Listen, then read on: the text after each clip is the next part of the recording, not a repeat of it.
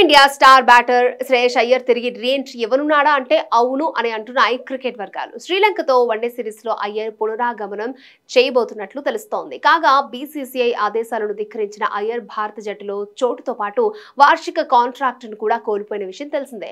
అయితే ఇప్పుడు భారత కొత్త హెడ్ కోచ్ గా బాధ్యతలు చేపట్టిన గంభీర్ అయ్యర్ విషయంలో సానుకూలంగా ఉన్నట్లు సమాచారం. అయ్యర్ విషయంపై గంభీర్ బీసీసీఐ పెద్దలతో మాట్లాడినట్లుగా వార్తలు వినిపిస్తున్నాయి. ఈ క్రమంలోనే శ్రీలంకతో వన్డే సిరీస్ కు అయ్యర్ కు చోటు దక్కనున్నట్లుగా పలు రిపోర్టులు పేర్కొంటున్నాయి.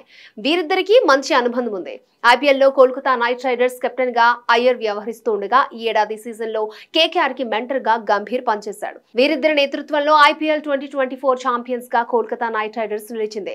అదేవిధంగా అయ్యర్ కూడా మంచి టచ్ లో కనిపించాడు. ఈ ఏడాది ఐపీఎల్ సీజన్ లో అయ్యర్ తన ఆట తీరుతో ఆకట్టుకున్నాడు. మరోవైపు తన ఫిట్నెస్ కాపాడుకోవడానికి అయ్యర్ తీవ్రంగా శ్రమిస్తున్నాడు. ముంబైలో వర్షం పడుతున్న టైంలో కూడా తన ప్రాక్టీస్ ని అయ్యర్ కొనసాగిస్తున్నాడు. ఇందుకు సంబంధించిన వీడియో ప్రస్తుతం సోషల్ మీడియాలో వైరల్ అవుతోంది.